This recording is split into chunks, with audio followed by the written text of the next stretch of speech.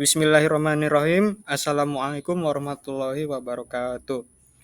Halo teman-teman semua, saya Halvin Saputra, NIM 22204011393, Prodi Teknik Elektromedik, mahasiswa Stikes Binalita Sudama Medan. Dalam video kali ini, kita akan kupas secara singkat submateri dari fisika elektromedik,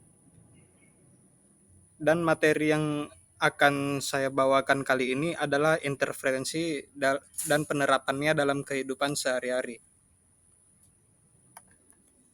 Nah, sebelum kita masuk ke pembahasan apa itu interferensi, nah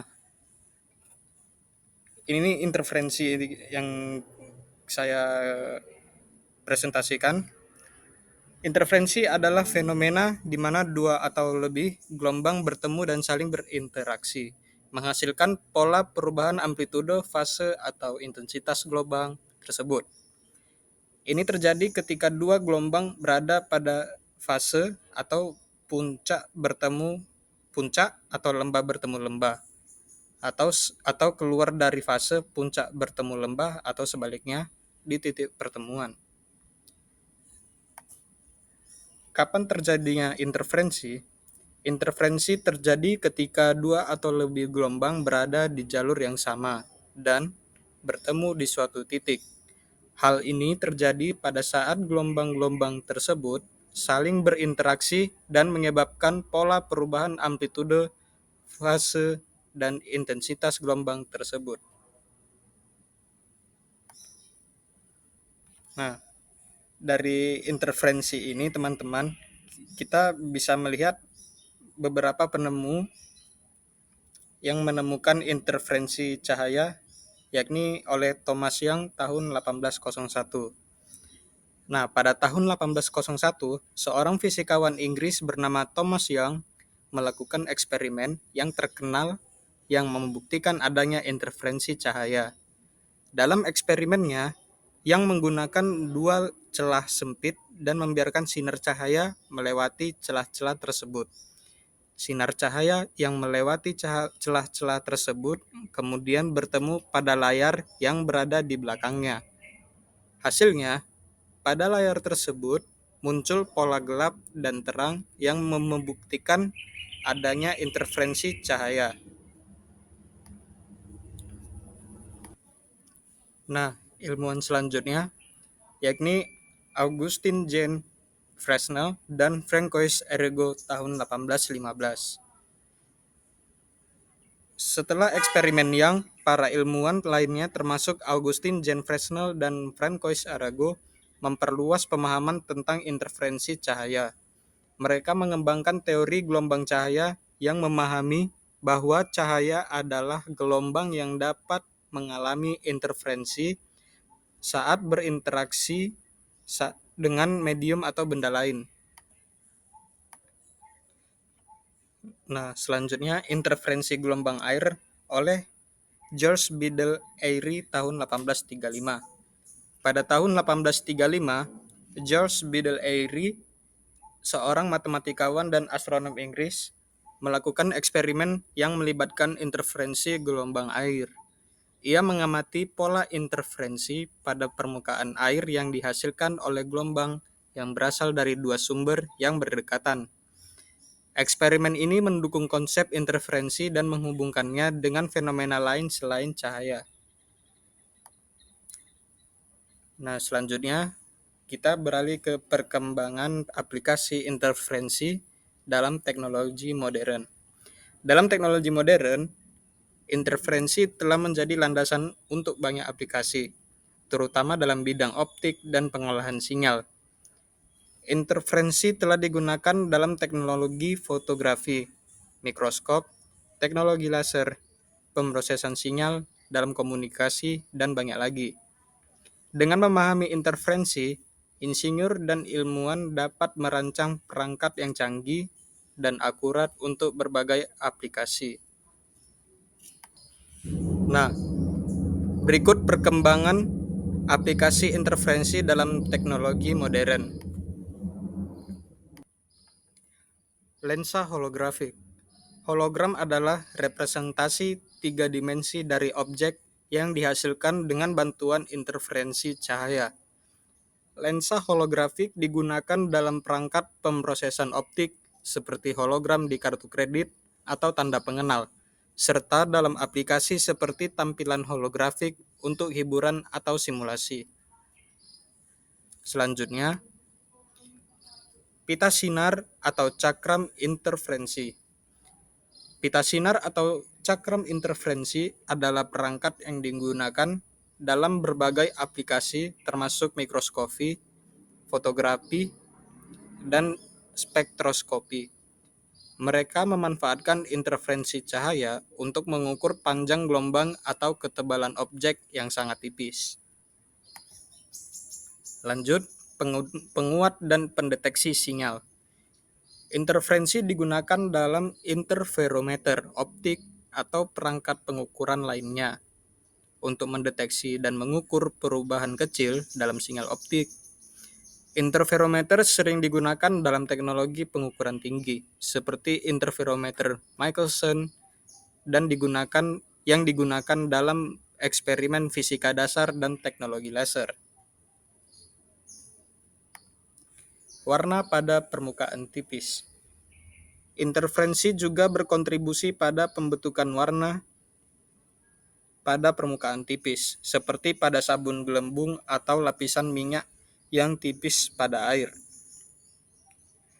Ketika cahaya melewati atau dipantulkan oleh lapisan tipis, interferensi menyebabkan efek warna karena pola interferensi pada gelombang cahaya. Selanjutnya ada teknologi laser.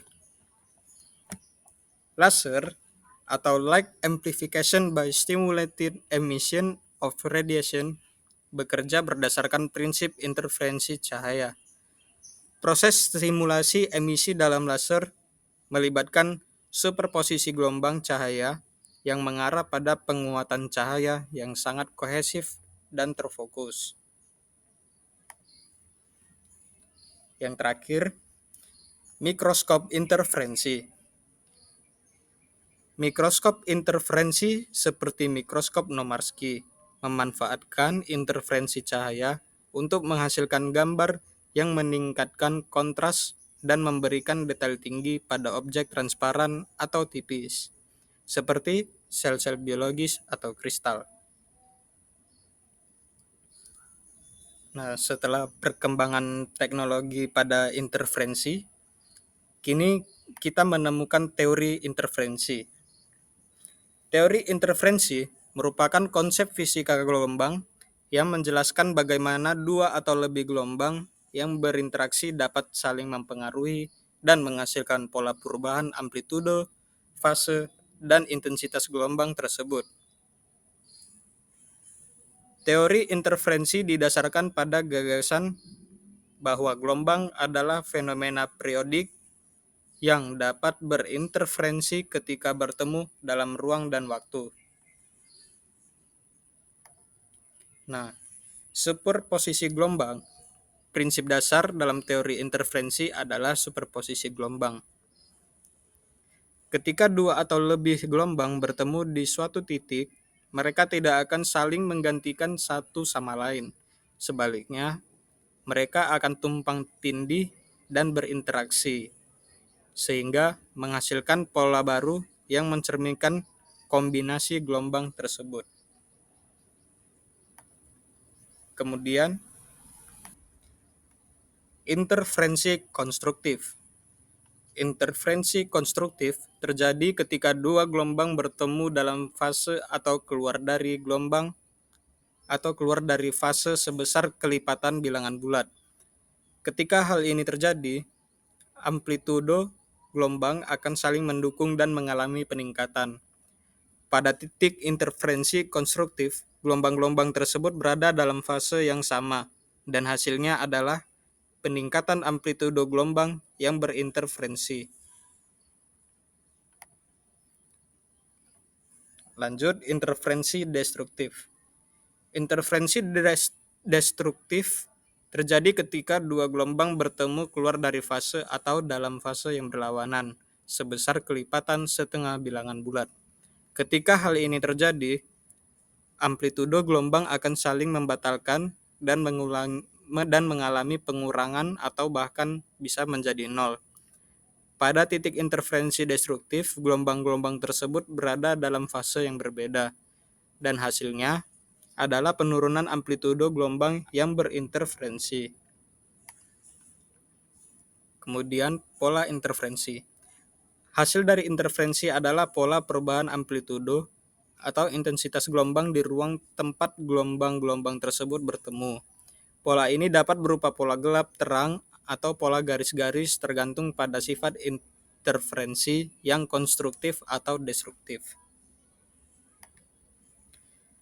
Penanganan interferensi. Interferensi sangat tergantung pada fase gelombang yang berinterferensi.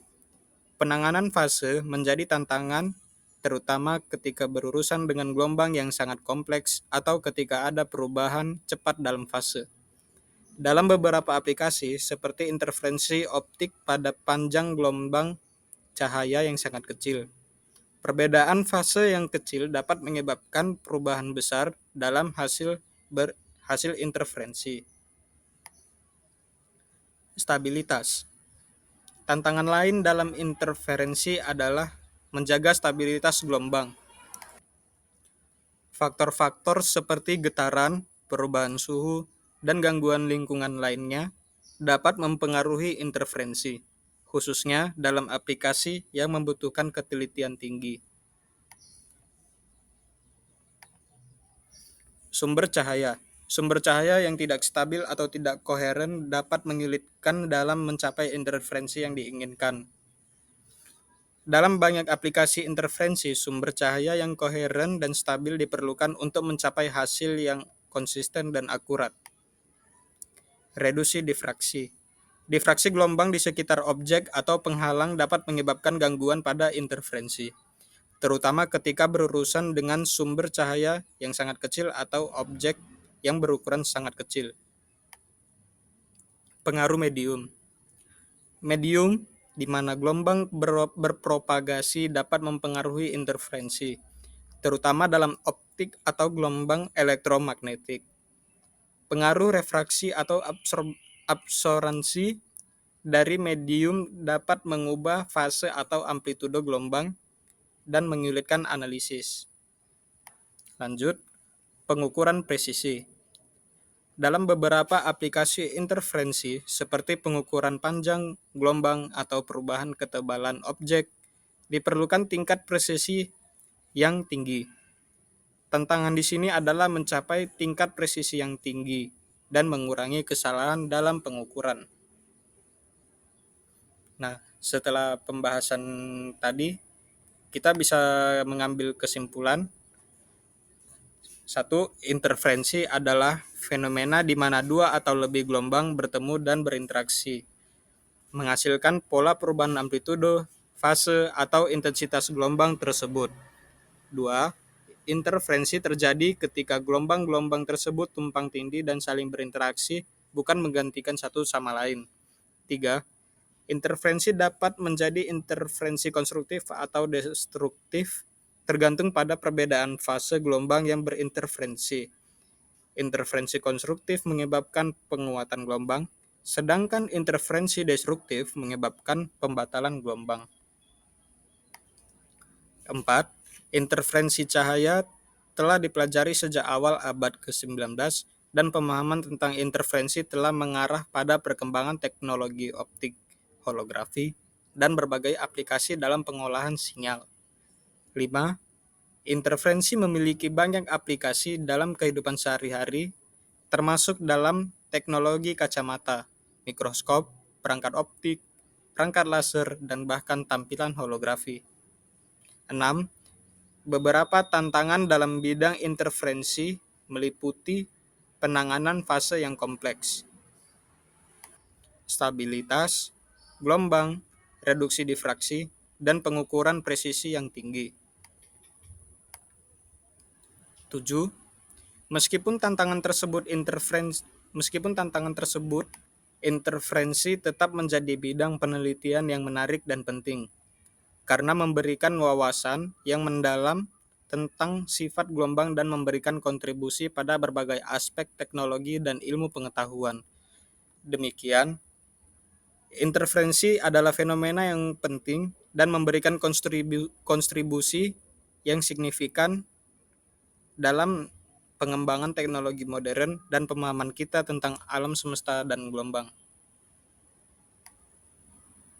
Sekian dari presentasi saya kepada Bapak dosen fisika elektromedik Pak Berkat, dan kepada teman-teman sekalian bila ada kesalahan kata mohon maaf, dan kepada Tuhan Allah Subhanahu wa taala saya mohon ampun. Terima kasih dan wassalamualaikum warahmatullahi wabarakatuh.